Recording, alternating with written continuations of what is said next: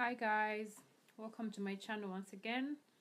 um yeah, today I'm going to be looking at I'll be talking about the letter that was written by the Speaker of Parliament in Uganda, her Right Honorable Rebecca Kadaga, Honorable Rebecca Alitwala Kadaga.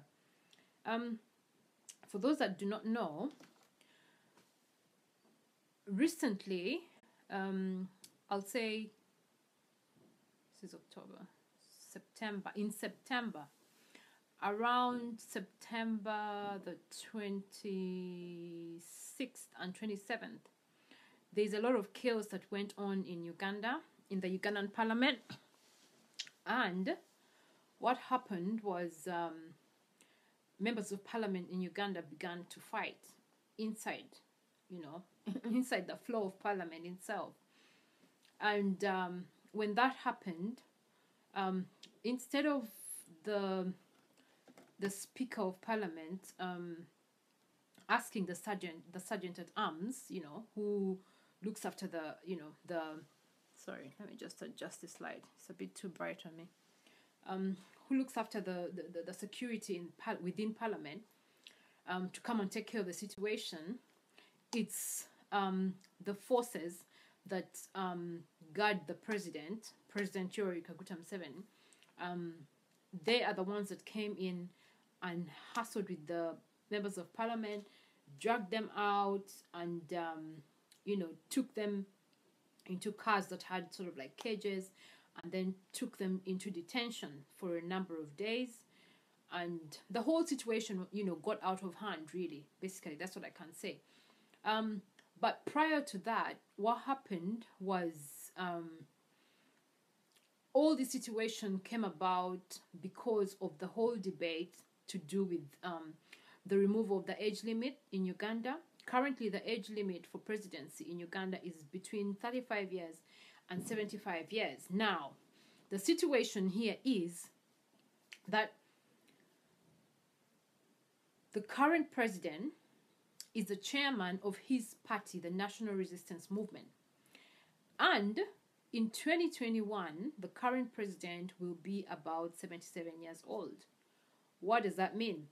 That means he will have gone over and above the 75-year limit of running for the office of president again. And remember, this is somebody who wants to be the life president of Uganda. Okay?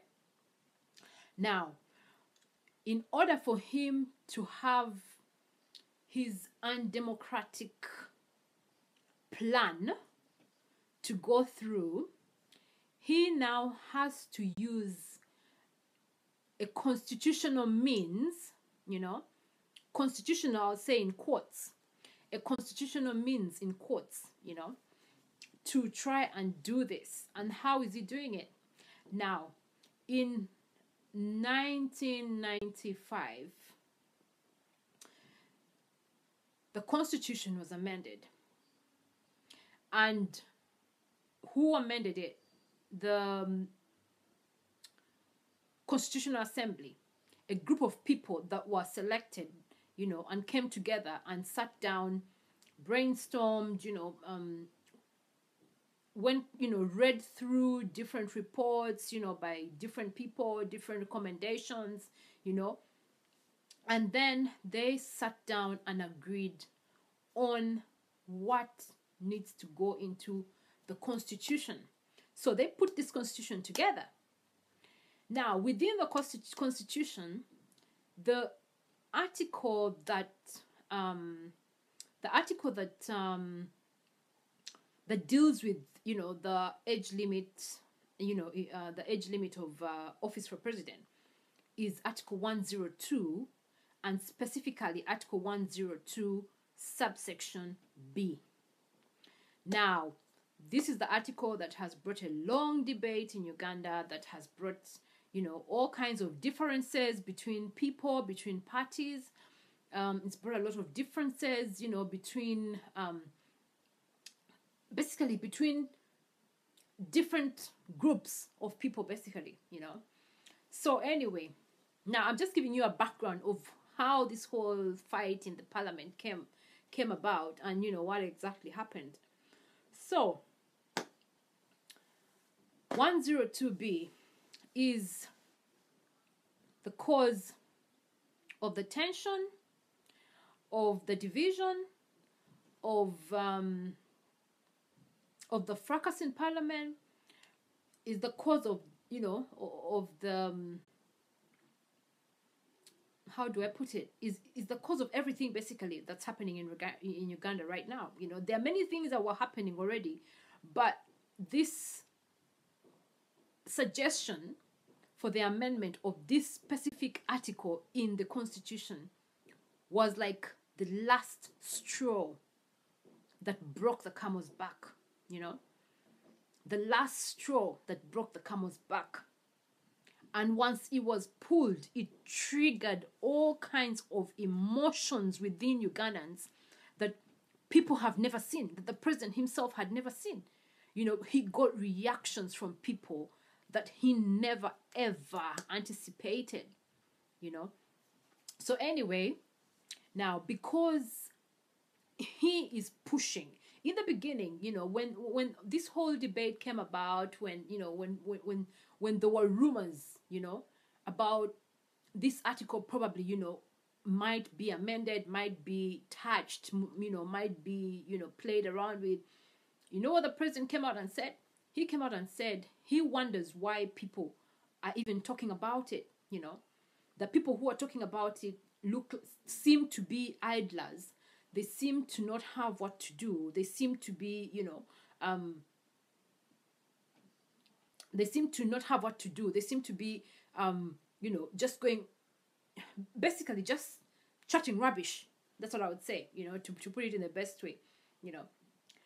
Like, they're just concocting things and, you know, trying to create a debate that is not supposed to be even, you know, it's something that shouldn't even be discussed. That is basically what he meant. A few months down the road now, he goes into his party caucus. They call it a caucus. The meetings that they usually have. And he owns up to the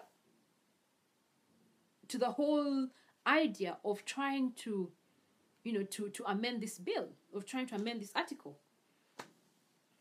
And yet he's been denying all this while. And what has he been doing all this while? He's been fronting other people to, you know, to move this motion, to move this bill, to talk about it, you know, and make people aware about it, and, you know, pick on people's, you know, people's thoughts, people's brains, to see what they have to say about it, just so he can get an idea of, you know, of what to expect.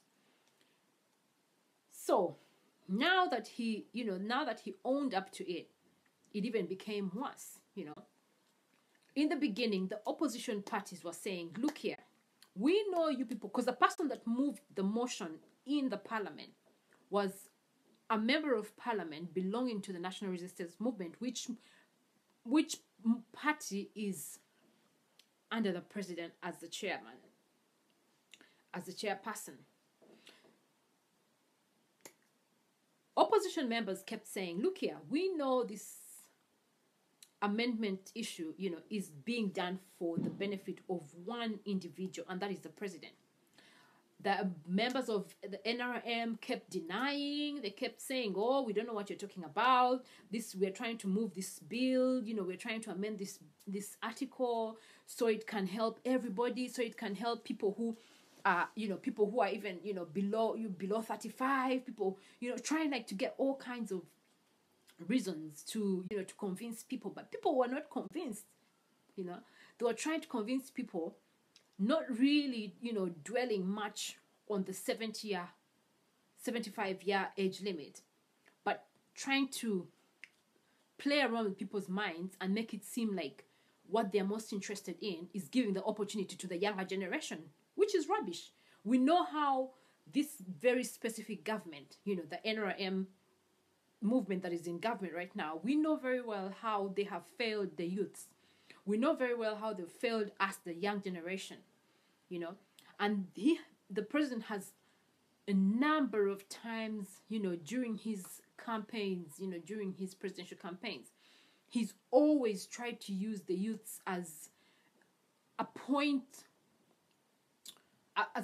for him to garner, support, to garner votes for himself, promising youths jobs and projects and this and that and scholarships and this.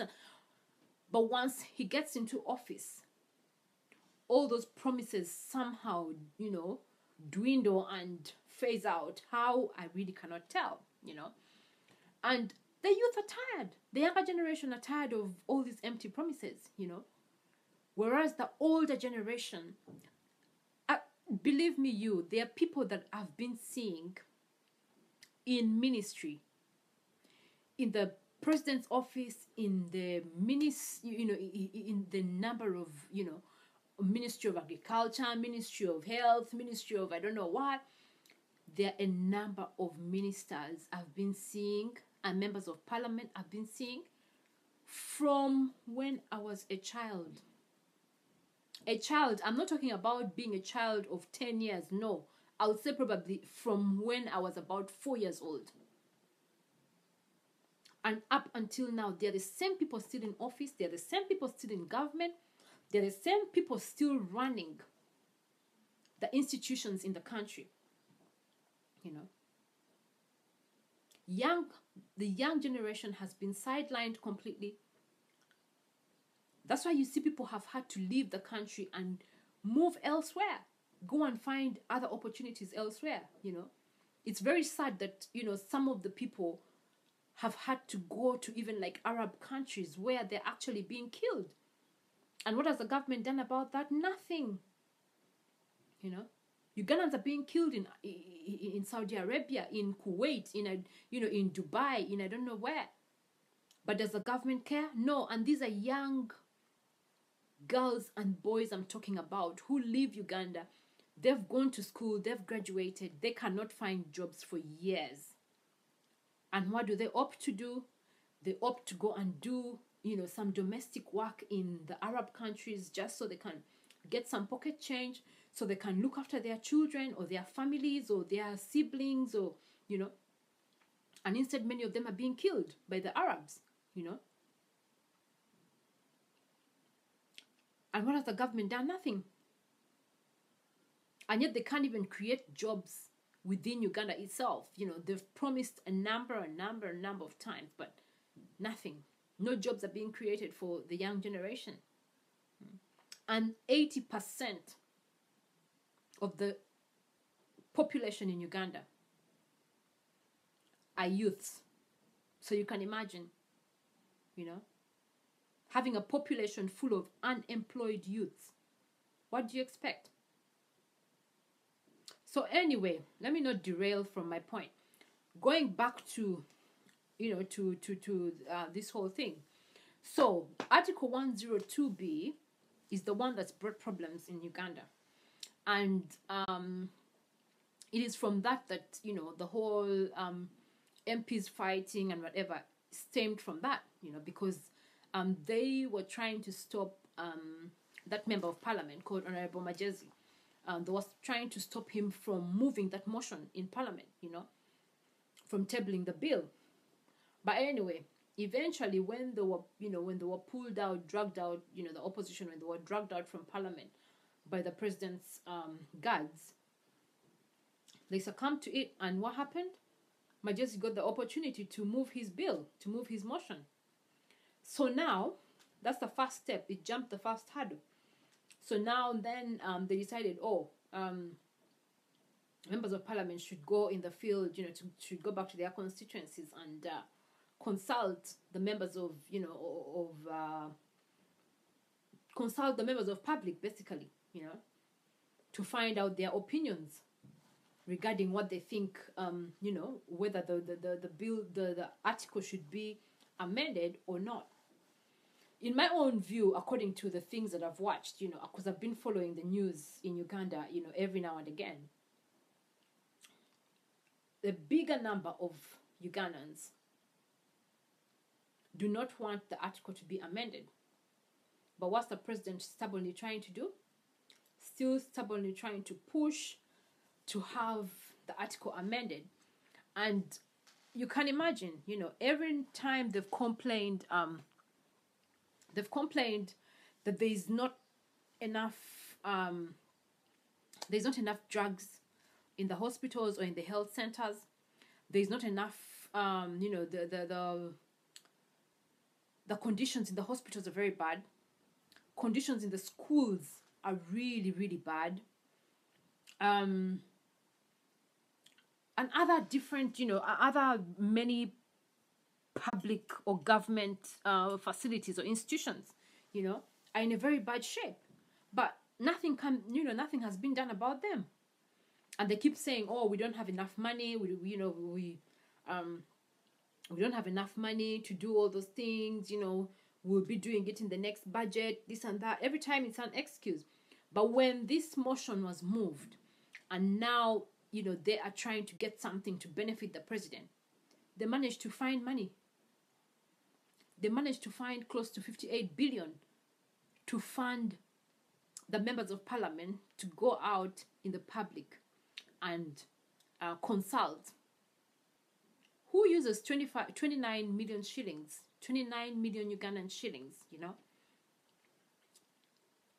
to just go and consult on an issue like that?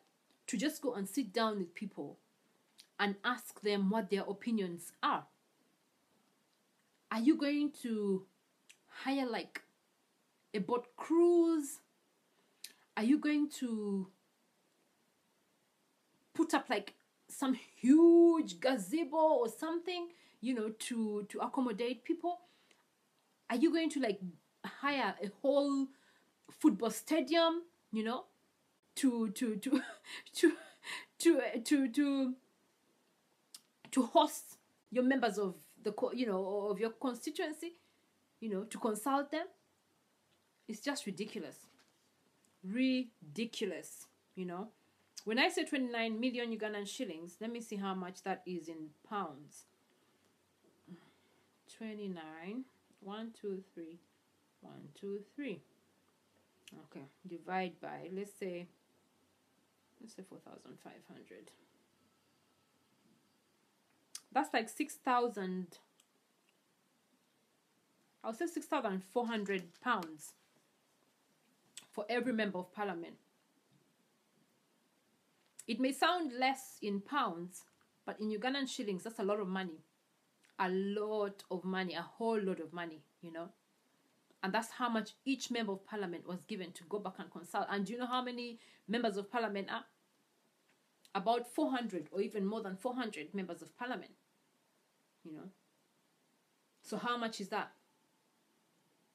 It's ridiculous. So anyway,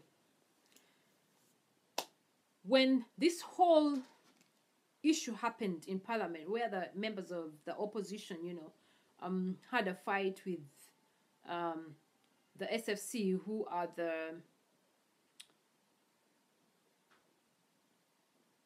are the president's bodyguards. The Speaker of Parliament, Honorable Rebecca Kadaga, clearly said she will not apologize for what has been done, for the humiliation that has been, made onto the members of parliament.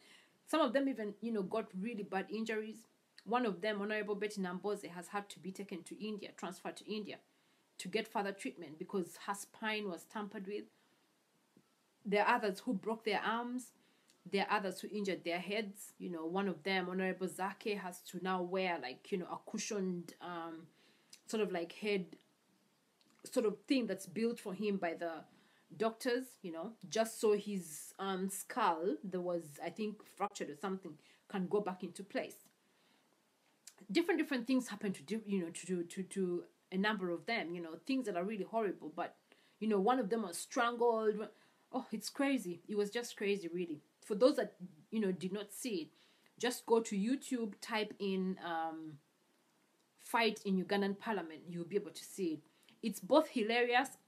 It's hilarious for people who are not from Uganda and people who do not understand the Ugandan politics. But for someone like me, yes, it's hilarious, but it's very annoying as well to me, very emotional, very touching, you know, because the way they were treated, you know, wasn't the best. And when people accuse them and say, oh, but they fought, they did this to, you know, they destroyed the parliament. To me, no. If you watch everything, if you followed how all these things, you know, how everything came about until that very day, these people were provoked. These people were fighting back, you know, they were fighting back in defense, you know. So it's not like as if they started the fight or anything. So anyway,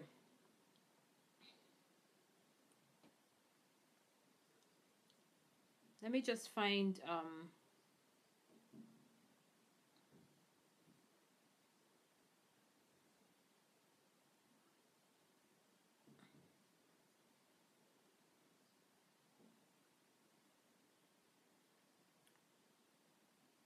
sorry, just bear with me.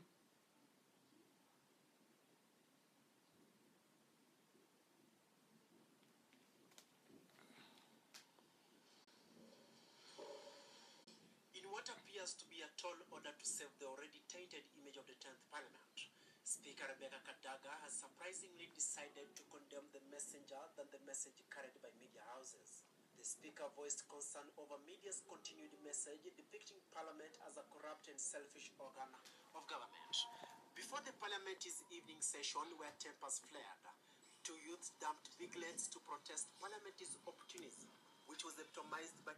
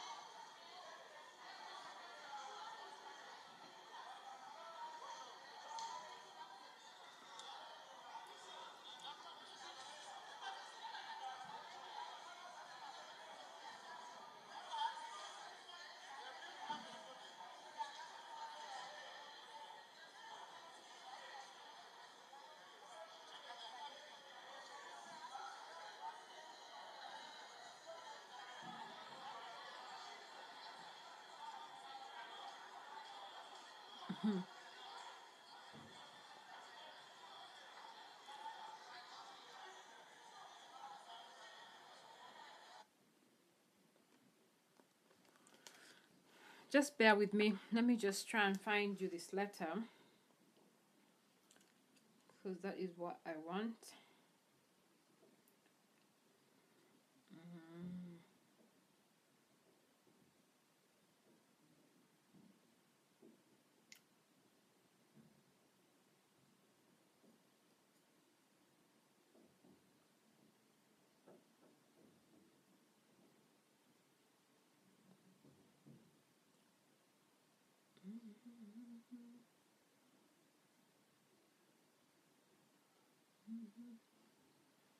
Okay, this is the copy of the letter.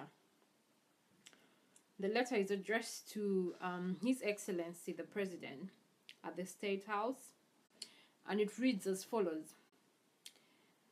Re-invasion of the Parliament precincts by security agencies on the 27th of September 2017.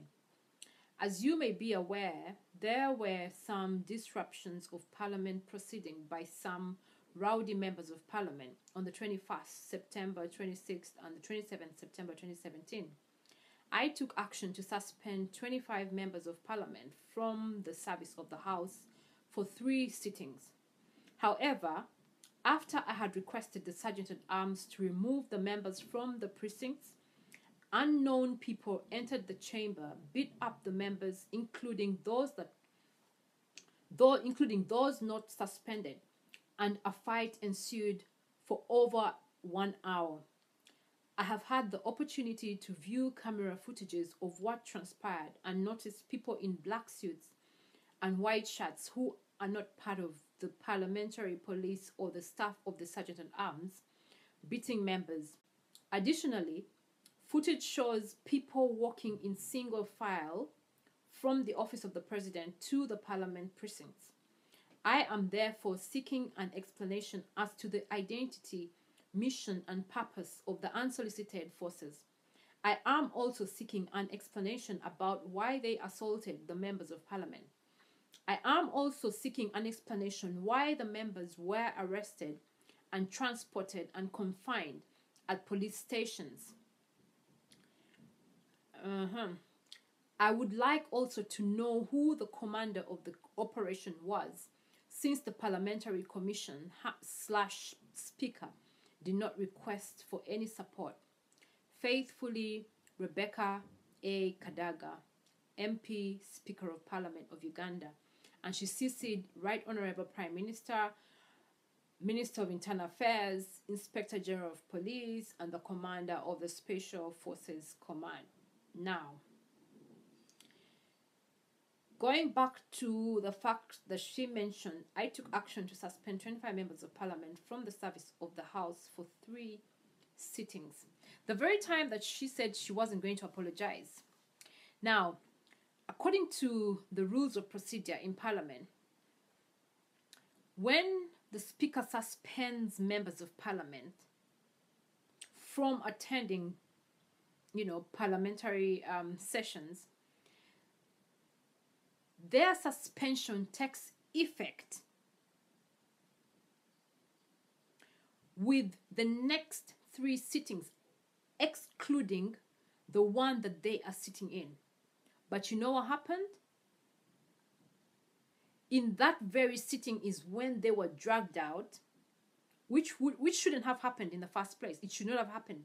And she should have stated it very clearly, And if she is now trying to, how do I say it, to redeem herself, where was she to redeem herself before, And if she is trying to act like she's innocent, and she had no idea of who these people were, or she had no idea of who was coming as well, when she announced that these members of parliament should get out, they refused to get out.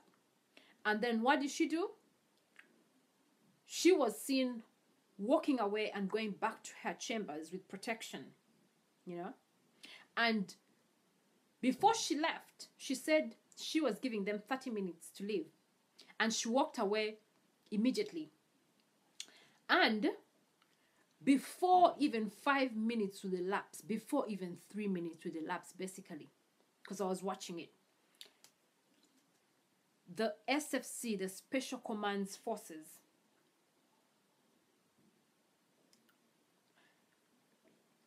came into parliament immediately and began roughing up the members of parliament. So the whole thing, do you know what? Whoever tries to downplay this thing or tries to make it seem like as if, they had no idea about what was going on, it's a lie. It's a terrible lie, because for us who have been following Ugandan politics for a long time, the whole thing acted out as something that was premeditated. It was all premeditated. Actions like the actions that took place on that day could never have happened if they were spontaneous. Never. Never. Everything that came on happening every other day, it was all premeditated. Because now if she wants to ask and say, oh, I would like for you to tell me who these people were, first and foremost, immediately all this happened and people were wondering, why did these people come into parliament? The IGP, the Inspector General of Police, Kale Kaihura, held a press conference and owned up to the fact that, yes, I was the one who ordered these people to come. I'm the one who arranged for this. And do you know what happened? That very morning before the sitting in parliament, where everything went out of hand, the Honorable Kadaga, the Speaker of Parliament, was seen going into a private meeting with the Inspector General of Police, with the National Resistance Movement, Chief Whip, who is also the government whip, who is also the government whatever, Chief Whip, Honorable Nankabira, Ruth Nankabira. Who else? The Minister for Justice, whatever his name is, and a couple of other people as well, were all seen going into the same private meeting before the sitting in Parliament. And then now, when all this happens, you want to come out and pretend like, you are very innocent, like, you know nothing about what happened. It's like everything was just dumped on you, everything just happened, like, you had no idea of what was happening. It's crazy, and it's BS, honestly. Thank God for cameras. You were clearly seen going into a private meeting with the Inspector General of Police. And then before we know it, he's the one who's owning up and saying he's the one that planned it. So now you're writing to the president. Hello? Are we missing something here? Why are you writing to the president? Why not writing directly to the Inspector General of Police? Because he said he's the one who arranged it. So let him be the one to explain to you why he arranged them to come and why he did not leave the Sergeant at Arms to do his work at Parliament. So whoever is doing the PR, the public relations for Honorable Kadaga or for Parliament or for NRM or for the government, they all have it wrong. In fact, they should be fired, because that is very, very poor PR. Very poor, of the lowest quality ever, and I don't know what exactly they are doing in that office. If at all they were hired to do, PR management for them, if they were hired to do damage control, it hasn't worked.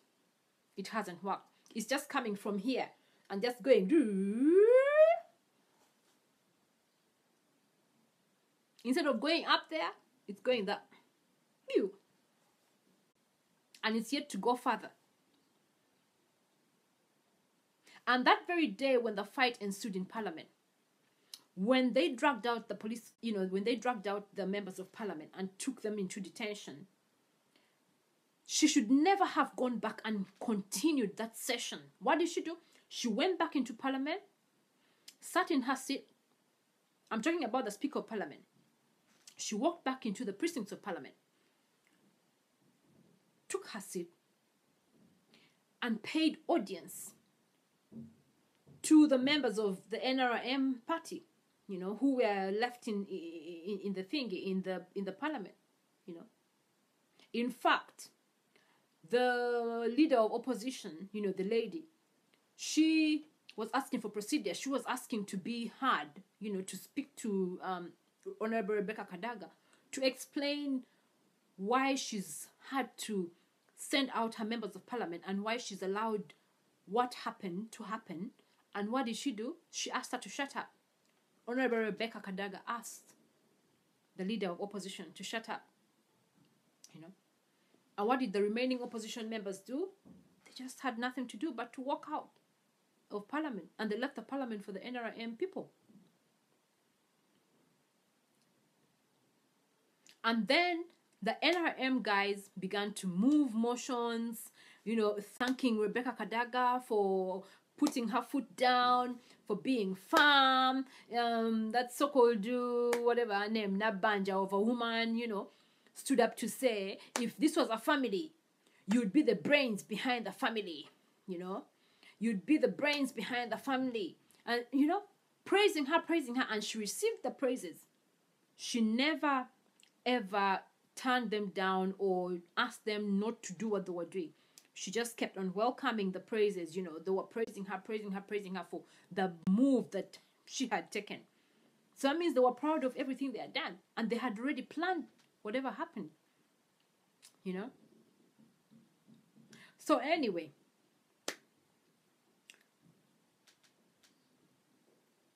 after they moved motions to thank her, is when she said she will not, she won't be apologizing, and everything that happened ought to have happened. So now, why is it now many weeks after is when she's coming out now to try and do damage control, which is very poor as well, And to make matters worse, she's CCing the commander of the Special Forces Command. So, that means you have a relationship with them. You know? That means you have a relationship with them. Why are you CCing the man? If you're writing to the president, why are you CCing the man?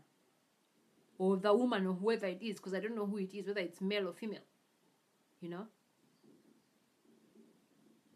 And this letter should have been addressed to the Inspector General of Police and not the president. Because if the president is the head of the executive, you are the head of the legislature.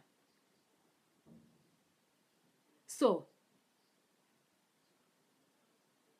there should be a separation of powers, isn't it? The judiciary should be independent. The executive should be independent. The legislature should be independent. So, why are you trying to involve the president, who is the executive, into legislative matters here? And how did you know that it was the president who had something to do with it? Anyway, it's all just Ugandan politics, or just, it's just crazy. Crazy, annoying. So annoying. So annoying.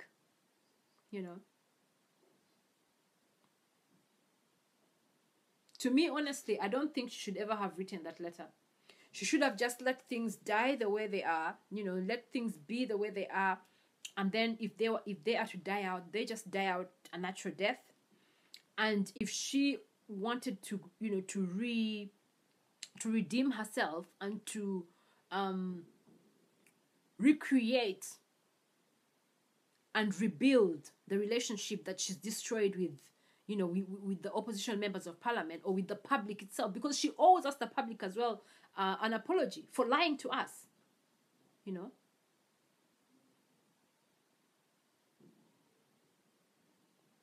If she wanted to do that, she should never have written this letter, because this letter now has opened up a can of worms, and I think it's going to get from bad now to worse.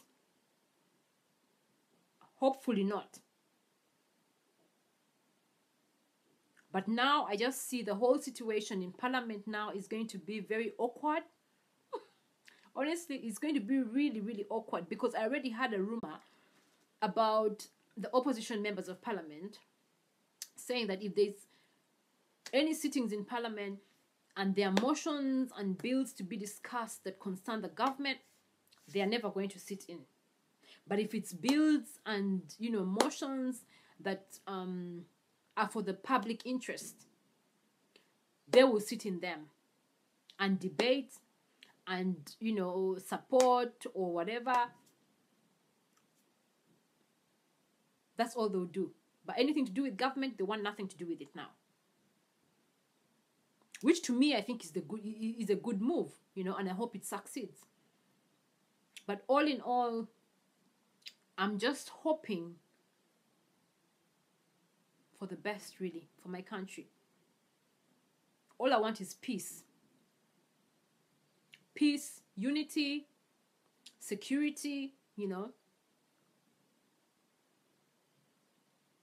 Let the economy not, be destroyed. Because for as long as our countries are feared to be unstable, by the Western world or by investors, then it's a danger, because nobody would want to invest. Nobody would want to go there. And we are the ones that lose out. Because remember, we are still developing countries. Look at what is happening to our neighbors in Kenya. Kenya's economy was really good. Far better than Uganda. But it's been just a couple of weeks with the whole Raila Odinga and Uhuru situation, the friction, the elections that were, that were cancelled, and then the re-elections, that were poorly attended as well, and yet someone has gone ahead to announce themselves as president, all that tension, all that chaos, all that instability is uncalled for, really. It's we, the people, who are losing out. Kenya is a very nice country. I love Uganda. Yes, Uganda is a nice country as well. But Kenya is a very nice country. Very, very nice and developed as well. And for me to see the things that are happening there, it's very sad for me, I have a kid brother that has lived most of his life in Kenya, in Nairobi, working over there.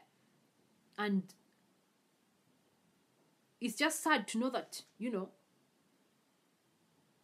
he's had to stay away just because of the instability, because of, you don't know whether you're going or you're coming, you do not know, And yet so many companies, so many organizations, so many, institutions had moved to Nairobi, Many times, I've always referred to Kenya as the South Africa of East Africa, really,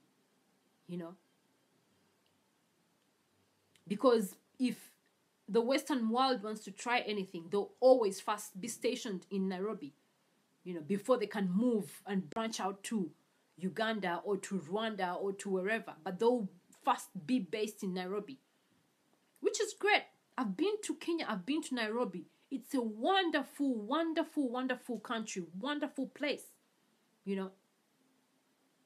It's very sad that, this is happening to Nairobi, this is happening to Kenya. I just pray and hope for the best for Uganda, for Kenya, and for the rest of the world, for the rest of Africa. We need peace, we need stability, we need unity, and let all these small things stop dividing us. Let the president of Uganda just take away all that nonsense of wanting to amend the bill and allow a peaceful transition in 2021 and give the young generation an opportunity to lead the country into a different direction, into a better direction, just like he tried to do for over 30 years. Just like he thinks he did it, there are many other people who can do it as well. And he needs to step down, he needs to step aside and act like a mentor to us, the younger generation, and leave us to take over and let us be able to do things, let us be able to move the country ahead, let us be able to take Uganda further than where we are supposed to, further than where we are right now.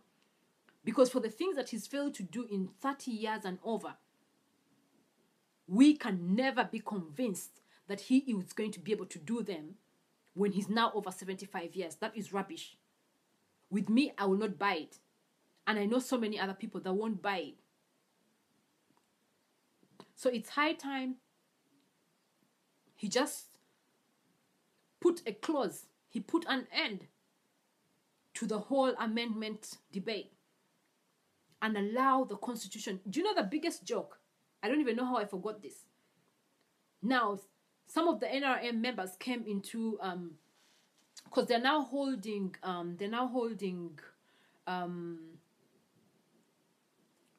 do they call it?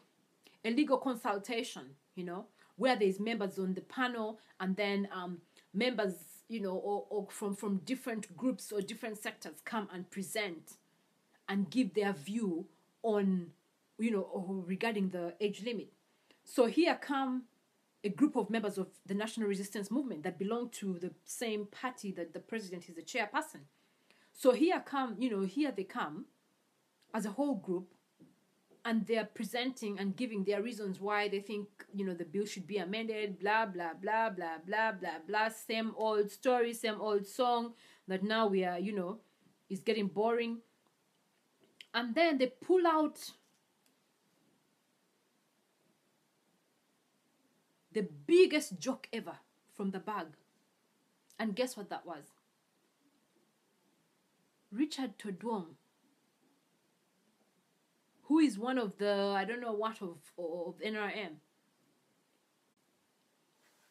confidently says that they reckon that Article 102 subsection B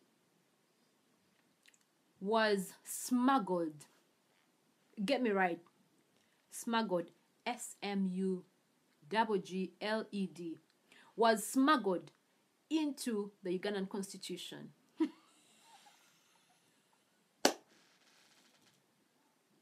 Holy Jesus. Honestly. Oh my God. So what were you waiting for to bring that report about the smuggling? Honestly, I raise up my hand and I give up on Ugandan politics. No. It's the biggest joke ever. The biggest joke ever. The article was smuggled into the constitution. So how many articles are we talking about that have been smuggled and just been shoved in somehow, somewhere into the constitution? That basically just says, it's an indirect way of saying, you know what? The Ugandan constitution is actually a whole lot of rubbish. It's a whole lot, it's just a book. Remember, there's a video I did where I said, these people, the way they are acting and the way they are treating this constitution to me is like a book or a booklet that was just printed on Nasa Road, Nkrumah Road, you know? For those that do not know, we have a street in my country, you know, 2 streets. One is Nkrumah Road and one is Nasa Road, you know. And these 2 streets are well known for forging documents, you know. So for every forged document, we always refer to that document as a Nasa Road document or a Nkrumah Road document. So I remember in one of my videos, I remember vividly saying, this thing, the way these people are behaving with this thing, to me just comes across to me like they have smuggled it. I'm not sorry. Please rewind. They come across to me like this document, the Constitution, is something that was printed from Nasa Road. And now today, you know, this week, they come around and say the article was smuggled into the Constitution. So was I not right? I was actually right when I said it was printed on Nasa Road, you know. Because for something that is very, for something that is, you know, something that you hold in high regard, for something that is as important as a constitution, I don't think you would behave with it the way these people, you know, are behaving with it. Like pulling out and putting in, pulling out and putting in, pulling out and putting in, pulling out. You'd never behave with something like that. You know? They took out the term limits in 2005. And now it was for the same thing. President Museveni was running out of term, you know, out of his time that he had asked for, you know, because at that time there were term limits and you'd only have to be president, I think, twice, and then get off and let someone else, you know, take over. So when he realized his time was coming, he pushed and pushed for the term limits to be removed and amended from the Constitution. Same thing that's happening now with the age limit, you know. So anyway, Uganda, we just need cleansing, I think. For a better way of saying it, we just need cleansing, honestly. Because everything is becoming a joke now in Uganda. But anyway, I will end here today, and I just hope for the best, really. I never even want to think about the possibilities of, you know, things going the other direction. I don't want to think about it. I just want to stay positive. I just want to hope for the best. I hope for the best for Kenya as well, because what affects Kenya affects Uganda. What affects Uganda affects Kenya, you know. So I just hope for the best, really. I hope for peace, stability, security, unity, you know. And may God reign, really. May God take control. Above all, it's God, really, and nobody else. Anyway, I'm out of here today, and thank you for watching. Please like my videos, and those who haven't subscribed to me, please subscribe. Yeah, I plan on doing other videos as well, you know, like proper vlogging when I go out and stuff like that, you know, but mainly to like events, really, events that are, you know, not only political, but, you know, events that are formal and stuff like that, you know, because with my vlog, it's not like the usual vlogs you see of people going out to the, you know, to going out partying and doing this and doing that, you know. So yeah, it's hard to pick up when you're doing more serious vlogs, you know, because people want to watch fun, people want to watch fashion and stuff like that. But you know, I'll just keep doing it because to me, I love what I'm doing. You know, I'm not doing it because I want to become famous. I'm not doing it because I want to get likes. I'm doing it. It's just a way of me venting out, you know, some of the things that I feel. It's just a way for me to talk honestly about the way I feel about, you know, what's happening in terms of politics, what's happening in my country, what's happening maybe elsewhere in the world, you know, things that affect the public, things that affect everybody. It doesn't matter whether it's, you know, racism, whether it's mental health, whether it's abuse, domestic violence, whether it's, you know, deprivation of people's liberties, whether it's, you know, I'll say abuse of human rights, you know. So I'll be covering all those things, you know. So yeah, if you want me to talk about something specific, you can always, you know, leave a comment on my wall, and yeah, I'll get back to you, you know, and do whatever I can do. Otherwise, thank you for watching, and I hope to see you or speak to you another time soon. Yeah, for God and my country, goodbye.